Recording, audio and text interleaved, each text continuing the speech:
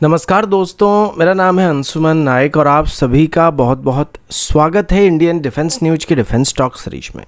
जहां पर हम रोज नए नए डिफेंस अपडेट्स के बारे में बात करते हैं। तो चलिए देर न करते हुए आज की वीडियो शुरू करते हैं।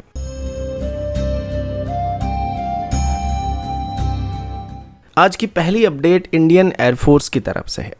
और अभी हम इंडियन एयरफोर्स की वीवीआर मिसाइल्स के बारे में बात करने वाले हैं। अभी तक इंडियन एयरफोर्स की तरफ से सुखोई में मेनली R-77 मिसाइल को अपनी स्टैंडर्ड वीवीआर मिसाइल के तौर पर इस्तेमाल किया जा रहा था, जिसके बाद सुखोई में इजरायली ओरिजिन IWER मिसाइल को भी इंटीग्रेट करने का प्लान किया गया था और सुपर सुखोई अपग्रेड के बाद इंडियन एयरफोर्स की तरफ से इसमें इजरायली मेड डर्बी सीरीज की मिसाइल को भी सुखोई की वेपन पैकेज में इंक्लूड करने का प्लान किया गया था,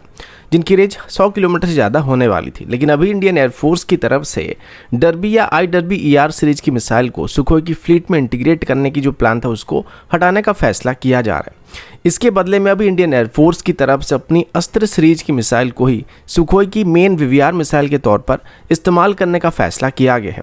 इसके पीछे मेजर कारण ये कि अस्त्र मार्क 1 मिसाइल को अभी पहले से ही हम सुखोई में इस्तेमाल करने लगे हैं, जो कि हमें 110 किलोमीटर की स्ट्राइक रेंज को प्रोवाइड करने वाली है। इसके बाद अस्त्र मार्क 2 सीरीज की मिसाइल भी लगभग तैयार होने वाले और फिर उसके बाद अस्त्र मार्क 3 जैसे मिसाइल भी आने वाले 2 से 3 सालों के अंदर सर्विस में शामिल होने की उम्मीद किया जा रहा है, जो कि इंडिजिनस मिसाइल होने के साथ साथ IWER के मुकाबले काफ़ी बेहतर स्ट्राइक रेंज को प्रोवाइड करने वाला और सस्ते भी पड़ने वाले। तो इसी वजह से अभी IWER मिसाइल को सुखोई में इंटीग्रेट करने का जो प्लान था उसको ड्रॉप करने का फैसला किया जा रहा है और बदले में अस्त्र मार्क 1 और मार्क 2 जैसे मिसाइल को ज़्यादा मात्रा में इंडक्ट करने का प्लान किया जा रहा है। बाकी तेजस की बात करें तो तेजस में अभी डर्बी सीरीज की मिसाइल को इंटीग्रेट किया जाने वाला है, जिसमें पहले से ही IWER मिसाइल को तेजस में टेस्ट किया जा चुका था और आगे चल के IWER को भी तेजस में इंटीग्रेट किया जा सकता है। इसका मेन कारण तेजस की एक्सपोर्ट मार्केट होने वाली है, जिसमें एक्सपोर्ट कस्टमर्स को वैरायटी ऑफ वेपन चॉइस को देने की कोशिश किया जाएगा। तो उसी वजह से भले इंडियन एयरफोर्स अपनी तेजस में IWER मिसाइल का इस्तेमाल करे या फिर ना करे, लेकिन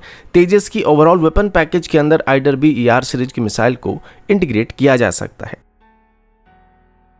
अगला अपडेट भी इंडियन एयरफोर्स की तरफ से और अभी हम ड्रोन्स के बारे में बात करने वाले हैं।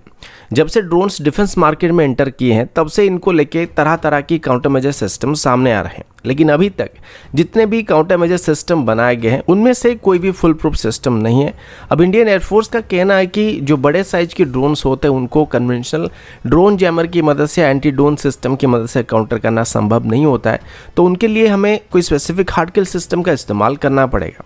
अब इसके लिए हम चाहे तो शॉर्ट रेंज की एयर टू एयर मिसाइल का इस्तेमाल कर सकते हैं और इस सेगमेंट के अंदर हमारे पास हमारी very short range air defence system मौजूद है, जिसको DRDO की तरफ से डेवलप किया गया। फिर हम quick reaction surface to air missile system को भी इस्तेमाल कर सकते हैं, लेकिन इनको अगर ड्रोन्स को काउंटर करने के लिए इस्तेमाल किया जाता है तो ये हमें इकोनॉमिकल नहीं पड़ेंगे,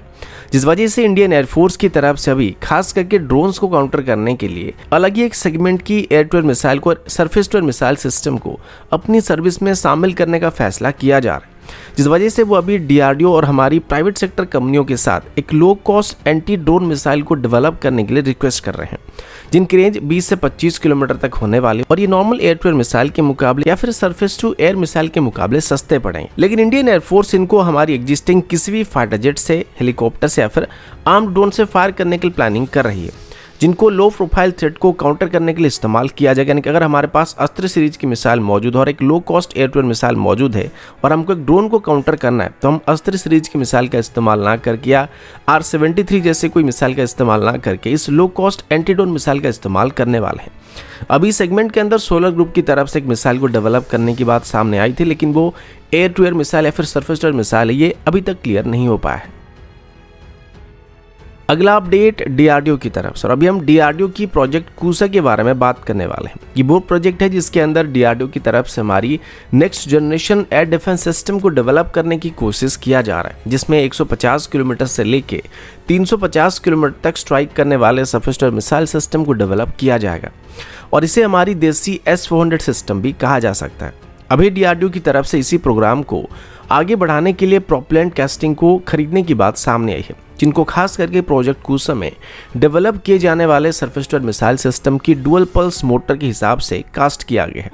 अभी DRDO की तरफ से बताया जा रहा है कि इस टेस्टिंग के लिए जितने भी प्रोटोटाइप बनाए जाने वाले उन सभी के लिए प्रोपेलेंट कास्टिंग को ऑर्डर किया जाएगा और जिस भी फर्म की तरफ से इनको डीआरडीओ को सप्लाई किया जाएगा उनको ऑर्डर मिलने के 3 महीनों के अंदर इनको डीआरडीओ को डिलीवर करना पड़ेगा, जिसके तुरंत बाद ही डीआरडीओ की तरफ से बिना कोई देरी किए ही प्रोजेक्ट कूसा के अंदर डेवलप किए जाने वाले P1 और P2 surface to missile system को डेवलप करना स्टार्ट कर दिया जाए और इसकी प्रोटोटाइप को मैन्युफैक्चर करना स्टार्ट कर दिया जाएगा, जिनकी रेंज 150 किलोमीटर से लेकर 250 किलोमीटर तक होने की उम्मीद किया जा रहा है और इसी साल के अंदर ही डीआरडीओ की तरफ से इन दोनों ही मिसाइल को टेस्ट करने की उम्मीद किया जा रहा है।